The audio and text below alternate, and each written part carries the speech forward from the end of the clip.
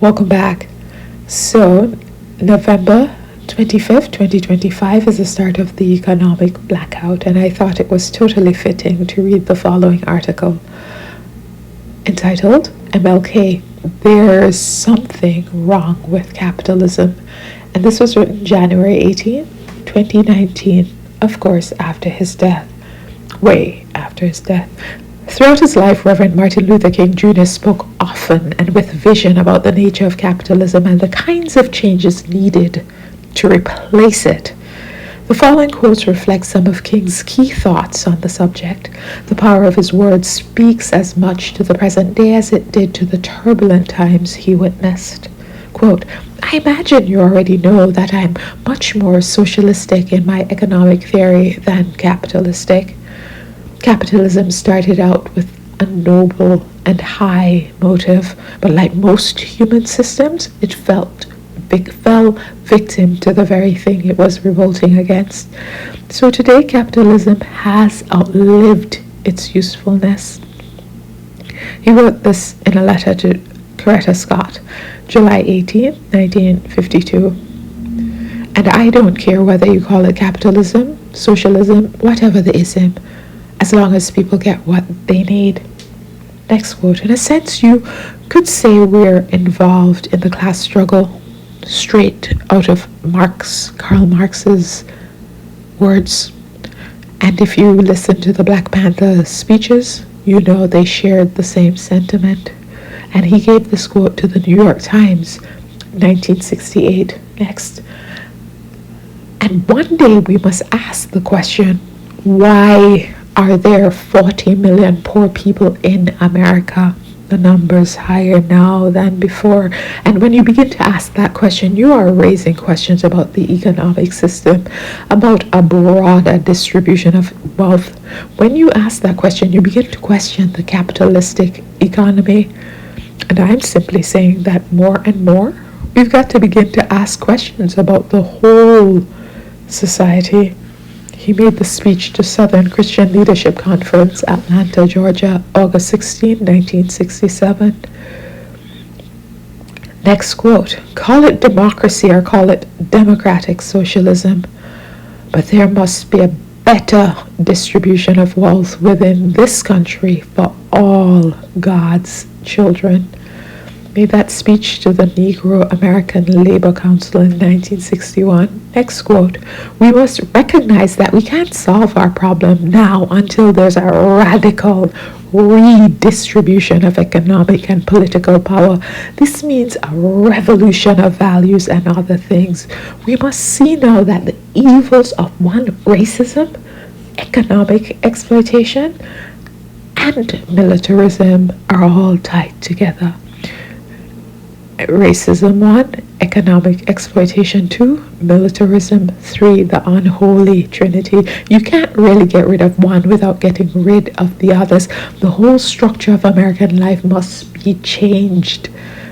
America is a hypocritical nation, and we must put our own house in order. He said this to his staff. He wrote this report May 1967. Not the dreamer dreaming of hand-holding here. The dreamer is dreaming no more, wide awake to the racism, to the economic exploitation, and the militarism. Next quote, the evils of capitalism are as real as the evils of militarism and the evils of racism. Gave the speech March 30th, 1967. Next quote, I am now convinced that the simplest approach will prove to be the most effective. The solution to poverty is to abolish it directly by a now widely discussed matter, the guaranteed income. The curse of poverty has no justification in our age. It is socially as cruel and blind as the practice of cannibalism at the dawn of civilization, when men ate each other because they had not yet learned to take food from the soil or to consume the abundant animal life around them. The time has come for us to civilize ourselves by the total, direct, and immediate abolition of poverty. And this was written in Where Do We Go From Here, 1967. You can't talk about solving the economic problem of the Negro without talking about billions of dollars. You can't talk about ending the slums without first saying profit must be taken out of the slums. Because as poor as the impoverished, underserved areas are, this is me talking, there are people getting rich off of their poverty. You're really tampering and getting on dangerous ground because you're messing with folk then. You're messing with captains of industry.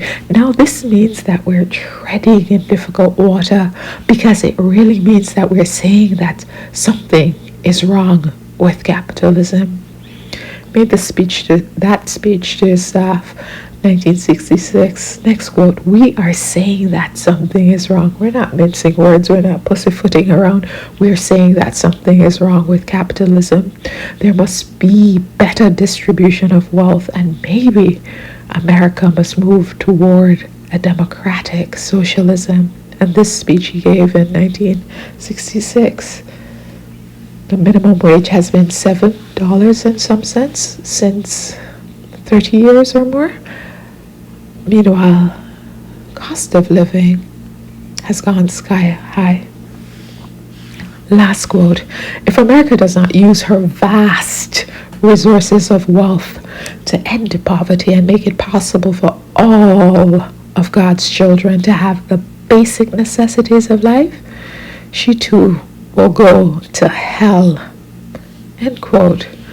And this speech he made at Bishop Charles Mason Temple of the Church of God in Christ in support of the Memphis sanitation workers' strike on March 18, 1968, 2 weeks before he was assassinated.